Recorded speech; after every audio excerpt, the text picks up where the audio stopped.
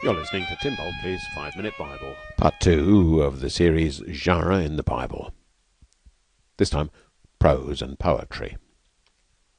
Because one of the biggest distinctions between different kinds of material in the Bible is the distinction between prose and poetry. So, let's look at it. We'll begin with the question, what is poetry? And as a bonus extra, I'll give you your big word of the day. And then we'll ask, how do prose and poetry work differently from each other? And then we'll think about where there is poetry in Scripture. So, let's get started. I've wasted enough time already. What is poetry?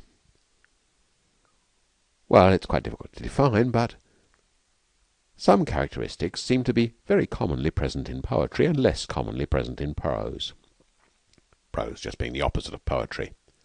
Poetry is terse, it uses few words. Poetry uses vivid imagery. It's emotive. And, at least in the Bible, poetry uses parallelism. Let's look at those. It's terse and vivid and uses imagery. Lord, you've been our dwelling place in all generations. Before the mountains were brought forth, or ever you had formed the earth and the world, from everlasting to everlasting you are God. Even in English you can tell that that's not using very many words, and it uses about twice as many in English as it does in Hebrew. And it uses pictures. Before the mountains were brought forth, we're not to picture God as an enormous elephant giving birth to mountains. But the language is highly vivid, and it gives us a strong impression of how God has been from always and will be to always. Your bonus big word? It's parallelism. I've already used it.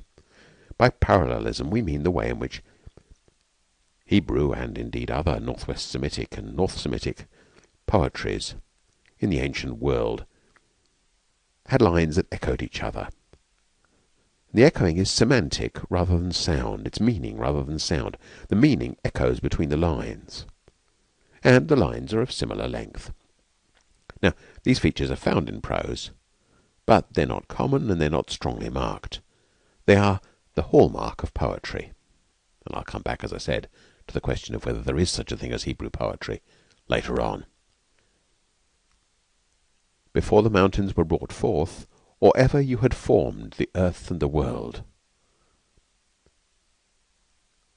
For 1,000 years are in your sight like yesterday when it's past, or like a watch in the night. You sweep them away, they're like a dream, like grass that's renewed in the morning. In the morning it flourishes and is renewed. You hear the echoing? In the evening it fades and withers. That's parallelism. How do prose and poetry work differently? Well, prose is good with information and ideas. If you want to get some information across, some facts, or a story, because prose is good for telling stories, prose will work much better than poetry, though you can still tell stories in poetry. But, on the other hand, poetry, with those pictures and that emotion, is really good with feelings and with emotions. Poetry arouses us to action. So, they're good for different purposes. Where is there poetry in Scripture? Well, first of all, there are whole books of it. Psalms, Song of Songs, Lamentations, Job. And then there are poems and songs in other books, like Lamech's song in Genesis 4:23b to 24, or big ones like Deborah's song in Judges 5. And then there's speech that's halfway between. Some of the prophets' writings are poetry, some are prose, but most are somewhere between the two. And there are fragments of poetry in the New Testament too. That's today's podcast.